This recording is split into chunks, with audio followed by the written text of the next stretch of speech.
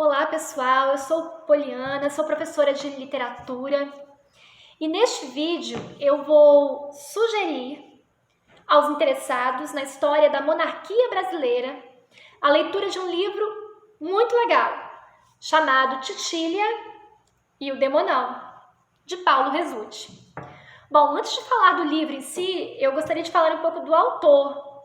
Para quem tem interesse sobre a história da monarquia brasileira, o Paulo Resutti, ele certamente é um dos pesquisadores com mais destaque nesta área, né? Além de algumas obras escritas, ele também mantém um canal no YouTube muito divertido, muito interessante, que está sempre sendo atualizado, acerca da dinastia de Bragança, em que ele fala sobre os hábitos, o dia a dia, as relações econômicas, também as relações afetivas entre os integrantes da dinastia, desde quando ainda ela estava em Portugal, né, até a sua chegada no Brasil. Inclusive, ele ainda fala bastante sobre os descendentes que não reinaram mais, né, como a princesa Isabel e os filhos que ela teve. Enfim, ele faz um apanhado geral de toda a família, né, desde de Dom João até a relação dele com Carlota Joaquina e posteriormente filhos e netos, né, e bisnetos que vieram a ter. Eu gosto muito de monarquia, da história da monarquia. Não sou monarquista, eu gosto da história da monarquia brasileira, né? E como eu gosto de detalhes, eu gosto de coisas assim relativas ao dia a dia, a coisas mais particulares, né, da vida desses integrantes da família real, da fofocaiada mesmo em torno da vida deles. Eu considero o Paulo Resutti um dos pesquisadores que mais atendem esses anseios meus, né? Que vocês podem até achar que são um pouco fúteis, talvez realmente sejam, mas também é sabido que a vida da monarquia da audiência, né? De todas as casas, dinastias, até as dinastias atuais, né, elas também acabam por levantar muita curiosidade, o dia a dia, enfim, coisas muito particulares, né, dessas pessoas. Deve ter uma explicação isso, enfim, não sou a única. Mas vamos falar aqui da obra. Pessoal, essa obra eu considero interessante também do ponto de vista literário, tá? O que ocorre nela?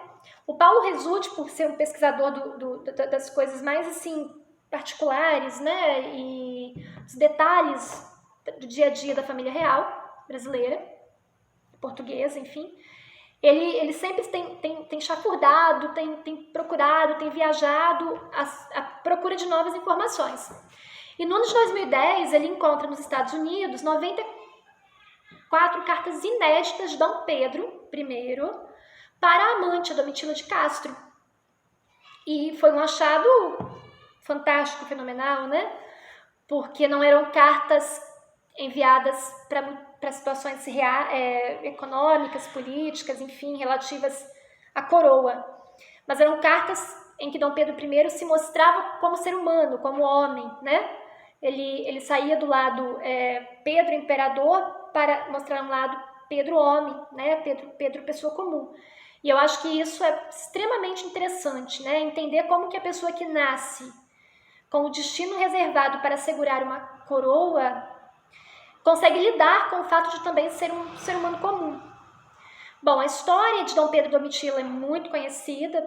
Se alguém está aqui ouvindo esse vídeo, é porque se interessa também por família real e sabe que Dom Pedro I era bastante mulherengo, né? Teve muitas amantes, mais de 40 filhos, inclusive. O Paulo Resutti, ele consegue numerar, assim, a maioria deles, né? Claro, né, os supostos filhos, porque na época não havia DNA, mas há mais de 40 possíveis filhos. Então, Dom Pedro realmente foi um homem com muitos amantes, muitas mulheres. Ele teve amantes antes de se casar com Leopoldina. Ele, né, teve muitas amantes durante o momento em que ele esteve casado com Leopoldina. Então há muitas realmente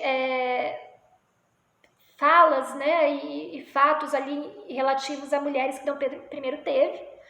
Mas Domitila de Castro, ela foi sem dúvida das amantes que ele teve, a que conseguiu mais espaço, né, na vida dele.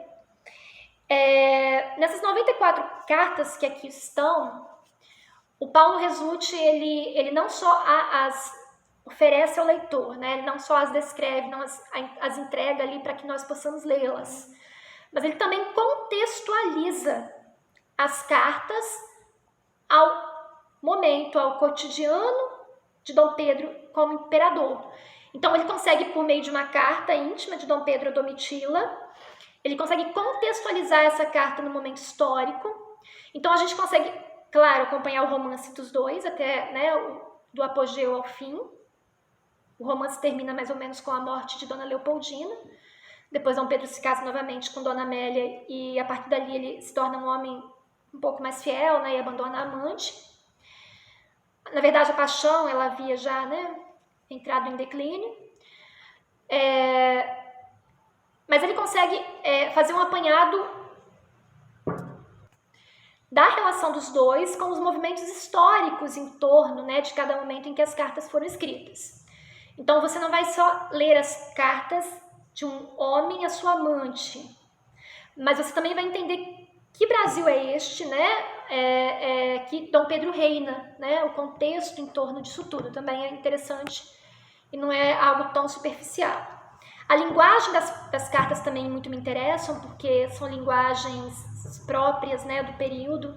Então há termos arcaicos ali, maneiras de se escrever, né, de se reportar, né, ao interlocutor também, que eu acho muito interessante. A relação homem-mulher também, e como Dom Pedro era intenso nessa relação. O vocabulário que ele usa, que é maravilhoso, né? A gente percebe que é uma relação muito sensual, muito baseada mesmo na parte física, né? Ele chega a usar termos para se referir ao próprio pênis, né? Quando ele chama o pênis de a tua coisa, né? E ao se referir a si mesmo para Domitila, ele se chama de demonão. Ele avisa, né, que à noite ele irá aos cofres de Domitila, ou Titila, que é como ele gostava de chamá-la. E ao se referir ao tipo de relação que ele tinha com Dona Leopoldina na época, né? Ontem mesmo fiz amor de matrimônio, para que hoje, se Messê estiver melhor e com disposição, fazer o nosso amor por devoção.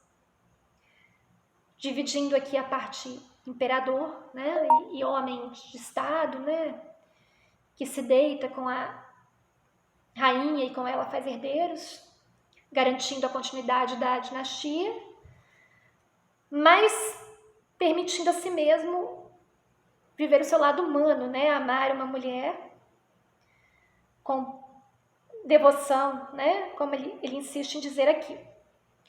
No livro também há algumas cartas não inéditas, assim, acho que 17 cartas já conhecidas do público, e ainda algumas poucas cartas de Domitila a Dom Pedro, né? Porque não foram encontradas ainda, como o mesmo Paulo Resutti diz, um material maior que ele sabe que existe, mas talvez tenha se perdido até então. Ele continua essa procura, no canal dele ele deixa isso bem claro, mas uma procura que ele ainda não conseguiu, né, chegar até ao objetivo final, que é o encontro mesmo do material. Há muitas fotos aqui do Rio de Janeiro, enfim, do livro é muito interessante. Eu faço mesmo a proposta para que vocês leiam, principalmente se vocês gostam do gênero carta, né, que não é o primeiro livro de pessoas famosas que escrevem cartas e essas cartas são analisadas depois. Há livros, inclusive, até do próprio Napoleão Bonaparte, também muito interessante. Então é muito comum que as pessoas criem depois obras a partir de cartas de pessoas famosas ou importantes do passado. A linguagem também das cartas bastante interessante, e a própria relação de Dom Pedro com Domitila também, né? Uma relação muito intensa e apaixonada, que também fica bem clara aqui. Então, aos que gostam de monarquia, aos que gostam do gênero carta, aos que gostam mesmo de livros que abordem a temática das relações humanas, eu acredito que vai ser uma obra extremamente interessante, que apesar de um pouco longa, vocês vão ler assim com muita rapidez, porque é uma leitura deliciosa. Então fica aqui a proposta de leitura para vocês. Obrigada pela atenção.